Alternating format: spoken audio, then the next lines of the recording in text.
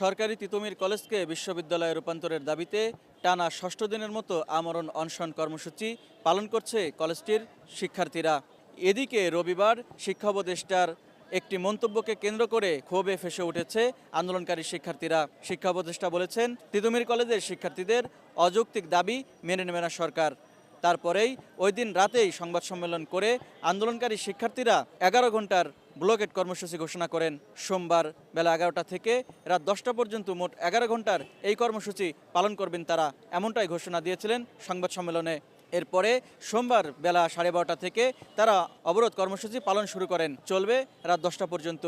এদিকে কলেজটি শাটডাউন করে দিয়েছেন আন্দোলনকারীরা। এর আওতায় রয়েছে একাডেমিক ও প্রশাসনিক কার্যক্রম বন্ধ। আন্দোলনকারীরা আমাদেরকে জানিয়েছেন, সরকার তাদের যৌক্তিক দাবি মেনে না নিলে তারা আন্দোলন চালিয়ে যাবেন। দাবি পূরণ না হওয়া পর্যন্ত তারা রাজপথ ছাড়বেন না। মুজাহিদুল ইসলাম নাইম, TVN 24, ঢাকা, বাংলাদেশ।